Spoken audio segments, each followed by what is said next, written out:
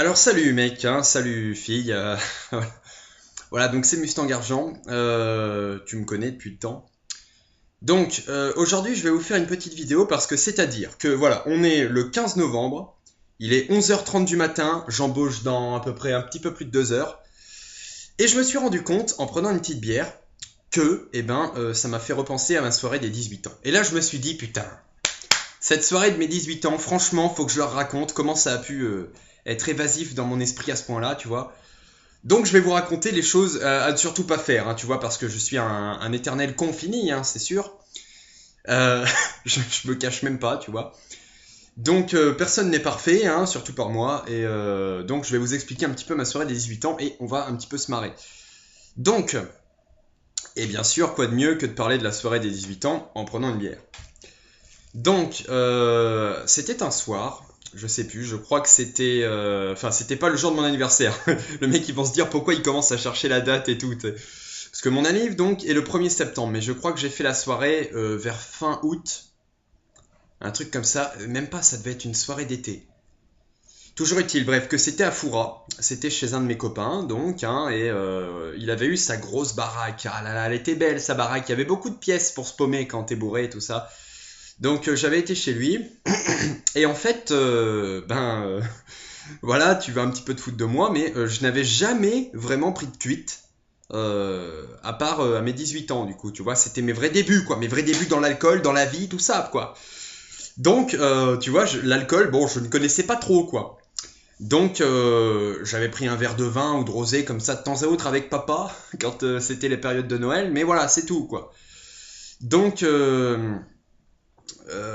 voilà, donc tous ceux qui se disent que le cliché du Charentais qui boit, tout ça, enfin bon, oui, là en l'occurrence, voilà, mais en général c'est assez faux, tu vois. Donc je rentre chez mon copain, tout ça, il y avait de la musique, il y avait des filles, assez surpris d'ailleurs, parce que c'était censé être une soirée between boy and girls, tu vois, entre ceux qu'on connaissait, hein, logiquement, mais il y avait à peu près 60% de filles qu'on ne connaissait pas. C'est très louable, hein, remarque, hein, mais voilà, moi ça ne me déplaisait pas, hein, sachant que c'était mon anniv. Je me suis juste dit, qu'est-ce qu'elles ont pu m'acheter comme cadeau, comme elles me connaissent pas, quoi, hein, tu sais, l'âge des paille bites, là, bon, ça va 5 minutes, hein, mais toi aussi, mec, quand tu as eu 18 ans, tu as connu les paille bites en plastique. Putain, mais c'est bon, quoi. C'est relou ce cadeau, quoi, à force, quoi. On t'en fait à tes 18, à tes 19, à tes 20 ans. Et putain, les mecs, au bout d'un moment, faut arrêter. Donc, je me dis, qu'est-ce que c'est que ces filles? Elles me connaissent pas, mais elles sont là. Bon, peut-être que, je sais pas. C'est peut-être des filles qui ont été payées, hein, mec. C'est un peu chelou, mais j'ai tout vu, j'ai tout vu. Donc voilà. Et donc, tu commences à boire tout ça. Et je vais détailler ce chapitre, tu vois, en trois paliers.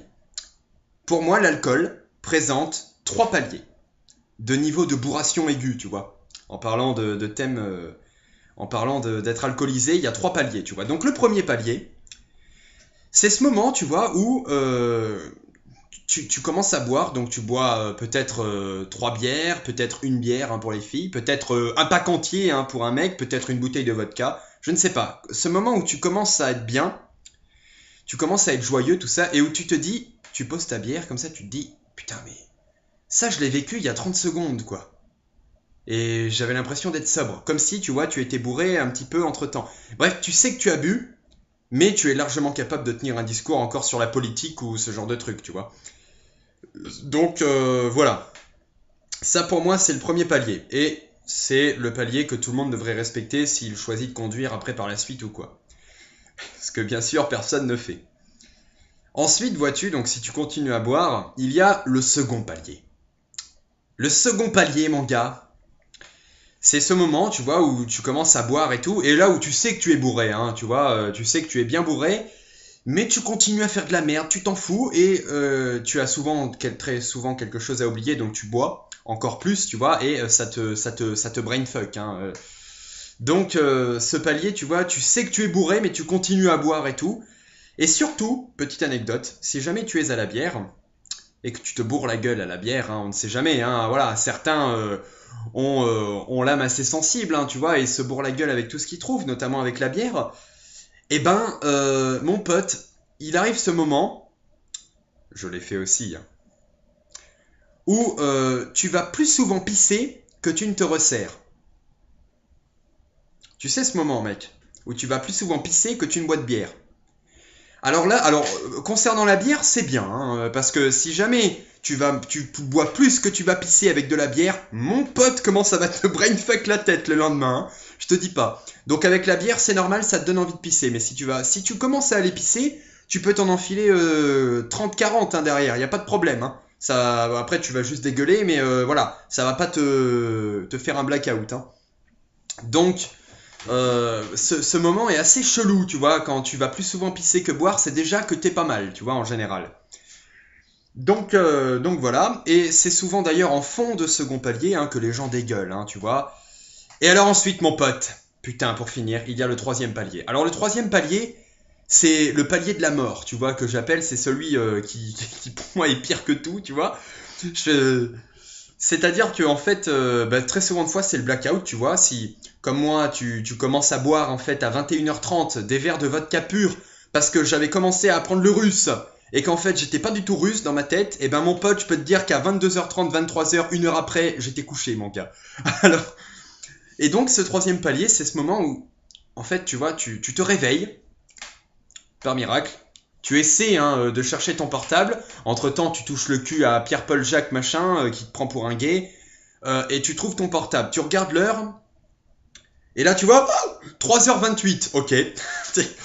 Ouais, cet horaire m'est resté ancré, mon pote. 3h28 du mat. Et alors là, ton cerveau, tu sais, il cavale. Parce que pendant 10-15 secondes, en fait, c'est ce moment où ça t'arrive aussi chez toi, souvent quand tu dors mal. Tu te réveilles et ton cerveau, il cherche où t'es, mon pote. Si t'es chez ta mère, chez ton père, chez un pote. Tu sais, ce moment où ton cerveau cavale. Et ben, quand t'as le blackout, mon gars, il cavale, mais bien, hein, tu vois. C'est-à-dire qu'il court après une Mustang ou je sais pas. Mais il cavale bien. Et après, à un moment, il se fait ah oui, c'est bon, je suis chez son pote. Et donc là, tu te dis, putain, mais je suis dans un pieu. Tu analyses ton environnement, tu vois, comme un ours qui rentre dans une caverne. Tu te dis, putain, mais alors tu cherches, tu vois, tu te dis, mais je suis où? Je suis chez mon pote. Est-ce qu'il y a mes parents? Est-ce qu'il y a une meuf avec moi dans le lit? Tu sais, voilà. Voilà, c'est assez brainfuck, hein, tout ça. J'aime bien ce mot. Ah, il est stylé, tu vois, il claque, mon gars.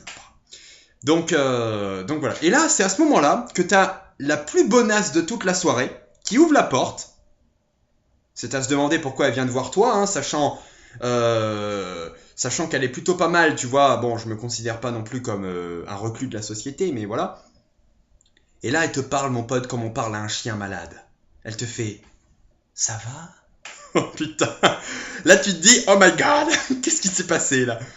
Et là, mon pote, elle t'apporte l'objet de la mort, tu vois, l'appareil photo, mon gars. Mais alors, l'appareil photo, Bénédicte, j'avais envie de dire ça. Putain, mais c'est un truc à bannir, mon gars, ça, pendant les soirées. C'est-à-dire qu'en fait, tu ne te souviens pas du moment à partir de 21h30 où tu as bu ta vodka jusqu'à 3h du matin, mais l'appareil photo, lui, s'en souvient, mon pote, hein. Et alors là, elle te montre des photos, mon gars, mais alors, mais putain. J'ai pris des photos, donc, avec cette fille en question, dans la baignoire, tu vois, à savoir, et tout, enfin, tu sais, tu te dis, putain, mais la meuf, pourquoi elle vient prendre des photos avec moi, quoi? En voyant son joli minois et ma gueule, tu te dis, y a pas comptabilité. Oui, bon, t'as compris, hein. Y a pas compatibilité. Donc, ou alors elle s'est dit, tu vois, le mec est tellement raide mort que avec lui, il risque pas de me faire grand mal, tu vois. Tu vois ce que je veux dire. Donc voilà, elle a dû se dire, on y va et tout. Puis alors là, tu vois, mon pote, les cheveux teints en roux, les croix gammées sur le cul, hein, bien entendu. Ça c'est un passage obligé, mon pote. Si t'es mineur et que tu t'aimes à ça, quand tu vas avoir 18 ans, ou peut-être même avant, hein, parce que la jeune génération est un peu précoce maintenant, précoce, oui, c'est mieux. Tu vas te faire taguer des croix gammées sur le cul. C'est obligé, c'est comme ça. Non, c'est une marque de virilité. Donc voilà. Et on te rase ta moustache aussi. Alors ça, putain, mais alors ça, mais... putain, ça m'avait fait bouillir, mon gars. On trace ta moustache, mais alors on te laisse bien la grosse barbe dégueulasse, là, tu sais, de taliban. Oh mec, putain, je suis rentré chez moi le lendemain. Mais mec, j'avais des crottes de nez dessinées au feutre noir et tout sous les trucs. Puis je pouvais pas l'enlever parce que c'était le feutre abrasif, là, je sais pas quoi, là. Le truc indélébile. Tu sais, en fait, tu peux l'enlever hein, avec le lavage normal hein, pour ceux qui se lavent, mais il te faut foutre à peu près la moitié du gel douche, mon gars, pour t'enlever les traces noires. Puis il faut frotter, hein, mon gars. T'as la gueule rouge, hein, mon gars, après. Hein. Donc voilà. Toujours est-il que ceux qui tracent la moustache, enfin voilà, c'est tout un tas de petits canulars qui sont assez intéressants, mais voilà, c'est un peu show the night. Et donc la soirée des 18 ans en général. C'est le meilleur moment, le meilleur souvenir, donc voilà, ça fait bien mal au cul hein, quand même. Mais c'est toujours un bon moment, et surtout, rappelez-vous, donc, tout le monde l'a fait, mais tout le monde le dit, de ne pas conduire en étant sous l'emprise de l'alcool, voilà, parce que c'est très mal, et puis voilà, et on peut tuer des enfants. Voilà, bonne soirée à tous, bonne soirée, bonne journée plutôt d'abord, et puis ben, on se voit la prochaine, hein, du coup les gars, moi je vais aller embaucher, et puis voilà. Bisous bisous, salut les gars, et les filles.